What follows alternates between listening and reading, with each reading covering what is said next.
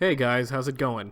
Okay, so I've made a lot of these Skyrim AI battles, and I realize that there's some of you PC players out there who may want to make some of your own. So I'm just going to make this short little tutorial video showing you how I make Skyrim AI battles and give you some idea of how you can make your own and how you can make them look awesome like mine.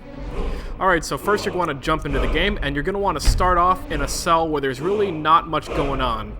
Now what I mean when I say that is you're going to want to go to an area in Skyrim where there's not a whole lot of stuff going on, where there's no NPCs that can interrupt you, and where you have a nice big clear opening where there's nothing that can really drop your frame rate too much. I highly recommend the area outside of Whiterun, the tundra area, because it's big wide open space, except for some wildlife NPCs like elk and foxes. You're not going to really run into people or things that are going to interfere with your AI battle, except maybe some randomly generated things. Obviously, sometimes dragons may generate in the area, but besides that, the area outside of Whiterun is probably your best bet. But for the purposes of this video, I'm going to use a modded cell that is actually outside of Skyrim, so I have really great frame rate out here. So what you're going to want to do first is you're going to want to go into your console, which is the button, on most of your keyboards, it is the button right beneath your escape key.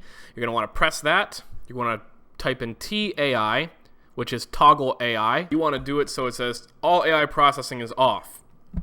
And you're going to want to do TCAI, which is toggle combat AI processing. And when you do that, it'll also say all combat AI processing is off. You want that because what those two things do is when you spawn two NPCs that are usually hostile towards each other, it will keep them from attacking each other.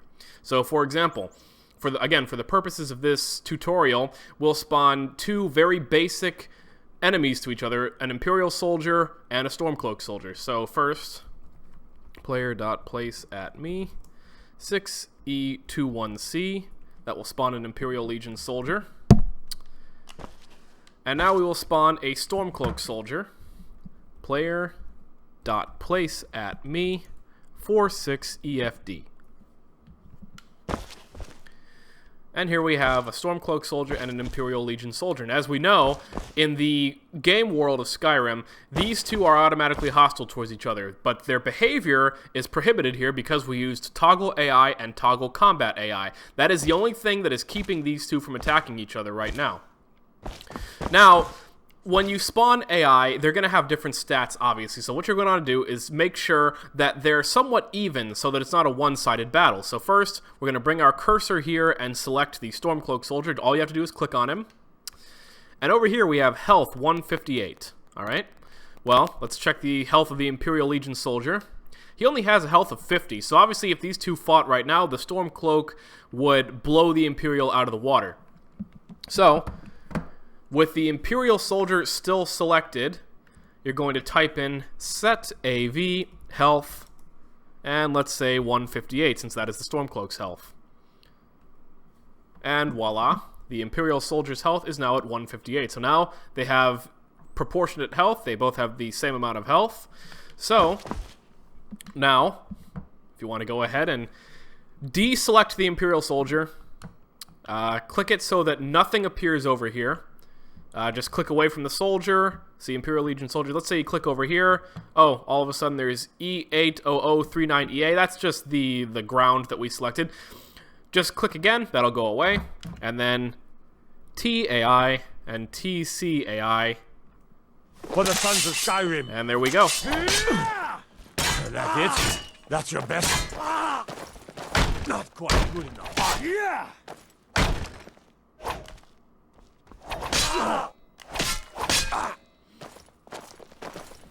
That's all you've got.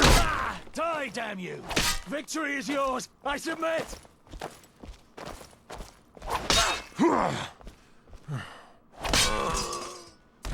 Alright, and there we go. So the Imperial soldier actually did put a fairly good fight up against the Stormcloak. Maybe if he had had a shield, the outcome would have been a little bit different. But okay, so now we're going to move on to something else. So now we're going to turn the AI back off again. So TAI, all AI processing is off. TCAI, all combat AI processing is off.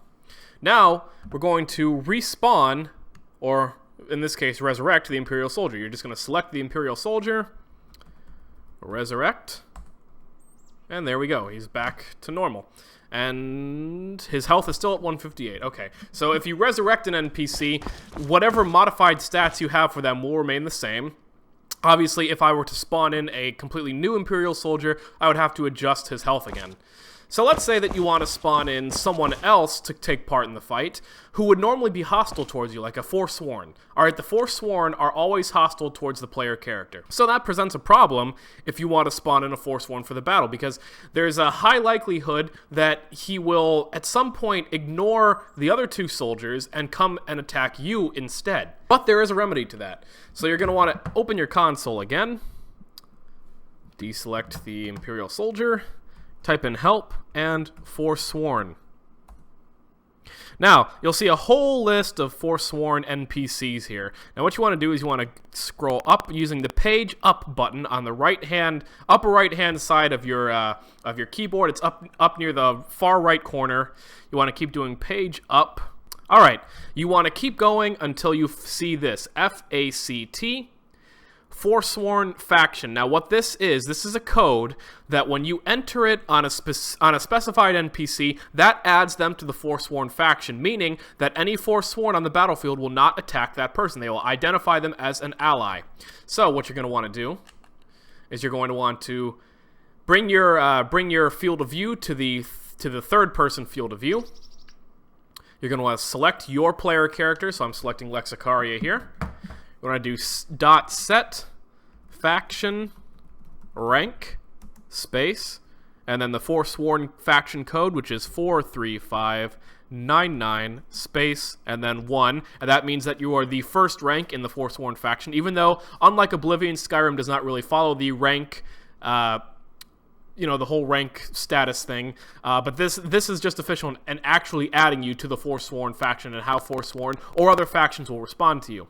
So you're going to type that in and then hit enter, and even though nothing changes, Lexicaria is now part of the forsworn faction. So now you're going to want to actually spawn a forsworn, so player.place at me, and then one of the forsworn codes is 44288. And here we go, there is a forsworn ravager. We want to check his status. He has quite a bit more health. So we want to go ahead and maybe bring his health down so the fight doesn't last forever. So set AV health 200, and then go ahead and do the same for the Imperial soldier and the stormcloak soldier. Now then, you see we have the compass up above, or the directional telling you where you are. We have our little marker in the middle there. You want to get rid of that so that you have nothing in the way of you and your video. So what you're going to want to do is just open your console again, hit TM, that's toggle menu, and everything is turned off. All of your menus, your HUD is turned off, and I mean everything. That accessing your equipment is now impossible. The start screen is now off. Wait screen is now off. Everything is turned off. So again, that is TM, and then just use it again to turn your menus back on. All right, now let's say that you want to get a good camera angle, or you want a free camera. Well, there is of course a console command for that. Just get where you want to be. Now, here's the thing. You can do it in first-person mode, or you can do it in third-person mode. Now, I highly recommend, and I always do it in the first-person mode. Now, here's why. If you go into your console and you type in TFC, that's toggle free camera, now you can fly everywhere. The problem is, your player character is going to be standing right there in the middle of the battle. So if I were to turn on AI processing right now, she would just stand there, unresponsive, unmoving, while these three guys kill themselves around her. So you can leave it like that, and that's actually a really good thing if you want to take screenshots, or if you don't mind your player character just standing there blatantly unaware of a battle going around them. But it is really good for screenshots. Now, what I recommend is going into first person point of view, TFC, and she is invisible. Now, she's still there, but we just cannot see her. So that's, which is really good because that means that now we don't have to have her wander off somewhere. She is right there, which means we get the best audio. All right. And then TFC again to bring it back to your character. All right, simple enough. So, with all this in mind, I'm trying to think, is there anything else that you guys want me to cover? If so, why don't you go ahead and leave that in the comment section below. And now we will go ahead and just let these ones duel it out. So again, TFC in the first person. We'll toggle free camera mode. Take your character out of the picture so they're not in the way. TM. Make sure, before you go into TM, make sure that you do not have any of the NPCs selected. TAI, TCAI, and... Yes? There we go.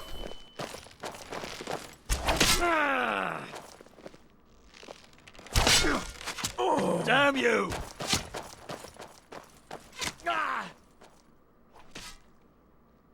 And of course the audio gets a little bit quieter the farther they move away from your character, but as long as they don't get too far away, you're good to go. So let's just say that you want to make a simple Stormcloak versus Imperial's AI. I already have that printed off. It's right here actually in my hand.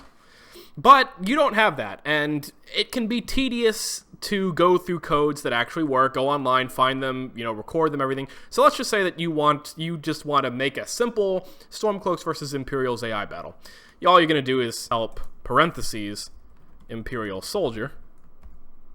Yeah, and that'll bring up only Imperial soldiers. There's a whole list of NPCs. If you want Stormcloaks, help, and Stormcloak soldiers, help, forsworn, and then again just go up for armor. Different NPCs will always come first. Then there'll be factions, locations, armor, weapons, books, anything having to do with the forsworn or anything you look up. And finally, changing the weather in your Skyrim AI battle can make a whole world of difference in just how dramatic the battle looks. Because, for example, here everything's pretty peaceful. Not that there's anything wrong with that, but it's just not really what you would expect for an AI battle. So, changing the weather in Skyrim can be the difference between a battle taking place looking like this, or a battle taking place looking like this. Or, even compared to this, maybe make your battle look like this, which is currently the Blackreach weather, the weather you would see when you're exploring Blackreach in Skyrim. Or, if you want a more sovngarde look, well, then try this, which will turn the sky into a sovngarde darkened look, or you can have sovngarde lit up like this. So it all depends. And all you have to do is type in FW, that's force weather, and then get the codes for weather. Alright, so that's going to do it for this video. If you guys have any questions about how, anything about how I make AI battles, if you want a more advanced tutorial with stats, weapons, and armor, please feel free to let me know. And thank you guys so much for watching, and I will catch you in the next video. Bye-bye!